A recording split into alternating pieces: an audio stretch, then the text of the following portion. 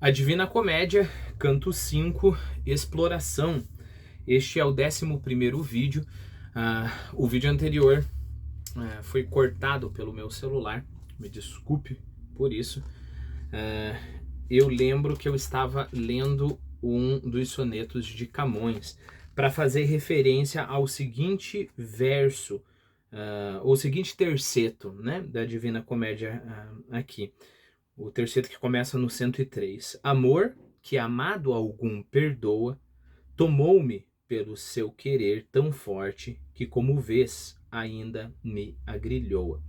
Falei para você, como eu falei no vídeo anterior, é uma conexão bem tênue, né? Mas é uma desculpa para a gente ler Camões, basicamente, né? Então vamos lá, eu vou ler o primeiro soneto deste livrinho que eu tenho aqui. Enquanto quis fortuna que tivesse esperança de algum contentamento, o gosto de um suave pensamento me fez que seus efeitos escrevesse. Ou seja, a fortuna quis, enquanto eu tive esperança de ter algum contentamento, a fortuna quis que eu escrevesse sobre ela, né? Porém, temendo amor que aviso desse, minha escritura algum juízo isento, escureceu-me o engenho com tormento, para que seus enganos não dissesse. O amor ficou temeroso porque se você canta a fortuna, né, a boa sorte, a felicidade, você vai ver que o amor traz sofrimento. E aí, é claro que prejudica os negócios do amor. E aí o que ele fez? Ele obscureceu o engenho do eu lírico aqui com tormento, para que ele não revelasse para ninguém que o amor engana. Ó vós que amor obriga a ser sujeitos a diversas vontades, quando lerdes num breve livro casos tão diversos, verdades puras são e não defeitos, e sabei que segundo o amor tiverdes, tereis o entendimento de meus versos. Não é meu objetivo aqui explorar todo esse soneto. Como eu falei, tem uma playlist do canal, acho que só tem esse soneto, mas logo eu vou colocar mais alguns lá, né? Então, vamos sair da nossa digressão, né?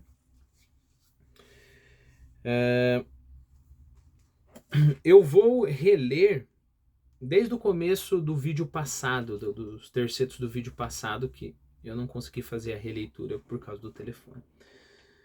Ó ser que assim generoso e benigno, vens visitar, neste negrume imerso, nós que o mundo tingimos de sanguíneo. Se fosse amigo o rei do universo, a ele rezaríamos por tua paz, pois que te apieda o nosso mal perverso. Toda palavra que falar te apraz, ou ouvir será por nós falada ou ouvida, quando o vento calar, como ora faz. Repousa a terra na qual fui nascida, sobre a marinha onde o rio Pó descende, e para sua paz seu séquito convida. Amor que alma gentil pronto apreende, este prendeu pela bela pessoa de mim levada, e o modo ainda me ofende. Amor que a amado algum amar perdoa, tomou-me pelo seu querer tão forte, que como vês, ainda me agrilhoa. Amor nos conduziu a uma só morte. Caína terá quem deliu nosso alento. Com essas palavras resumiu sua sorte, né? Então, alento termina a fala da Francesca. Com essas palavras resumiu sua sorte. Novamente o narrador falando, né? Bom, deixa eu sei que no vídeo anterior eu já falei sobre a Francesca e o Paolo, mas agora eu tenho informações mais com data e tudo mais, é mais importante, né?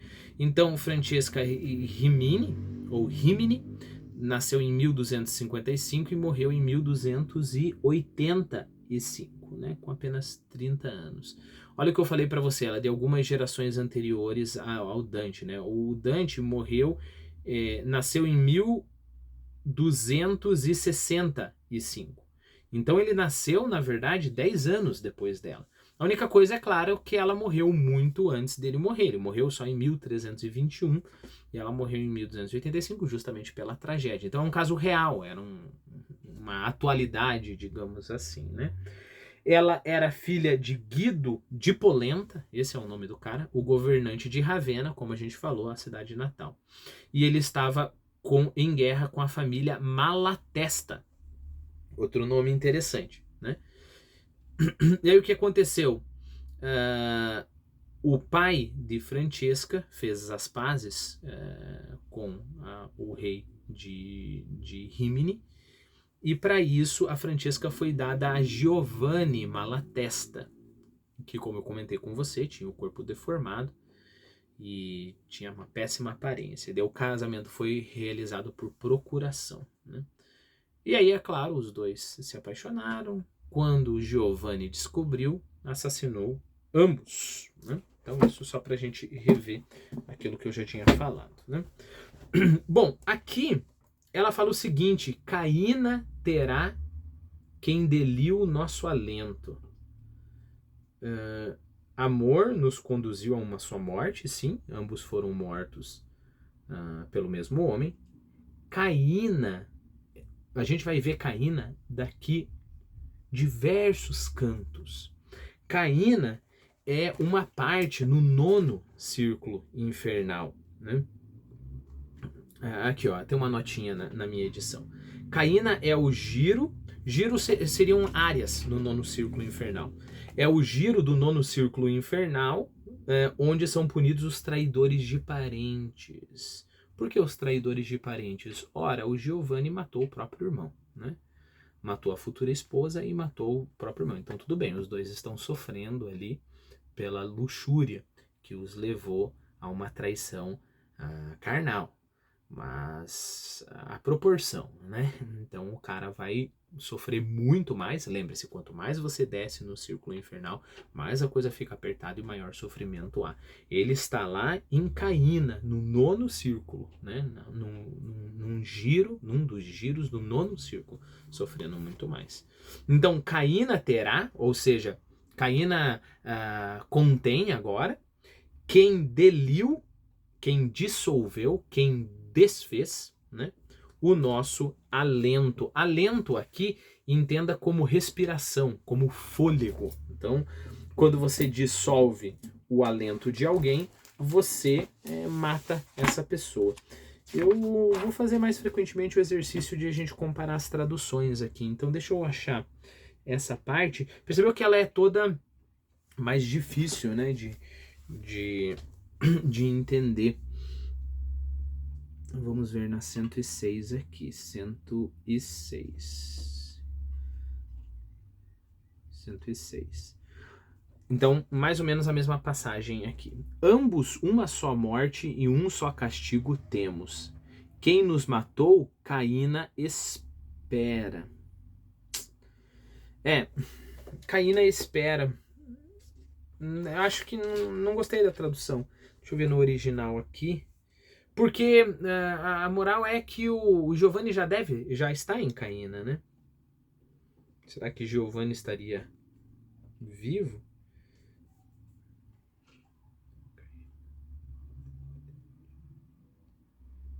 Bom, então fica aí. Meu italiano é precaríssimo, né? Eu só fiquei ali para ver se tinha alguma... Mas é isso que está nessa tradução, né? Nessa tradução, Caína ainda está esperando.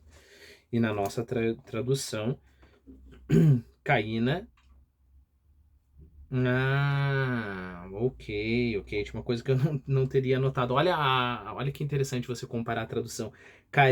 Caína terá não no sentido de eu acho que tem, deve ter, mas Caína terá no sentido de futuro mesmo. Então esse seria um modo de conectar as duas traduções. Então essa é a minha conclusão prévia, né?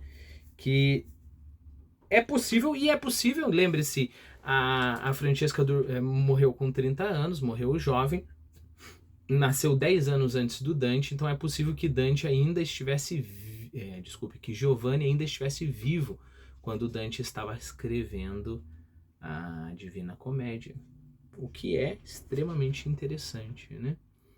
É mais ou menos, sei lá, aquela mulher lá, esqueci o nome daquela menina lá que com o namorado dela matou os pais, né? Ela ainda tá viva, acho que até foi solta.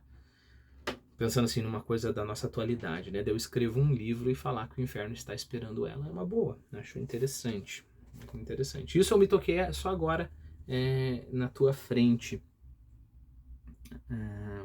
mas eu acho que você vai concordar com essa interpretação, né? Amor que nasce no gentil amado levou este a adorar meu corpo não, desculpa, tô no errado.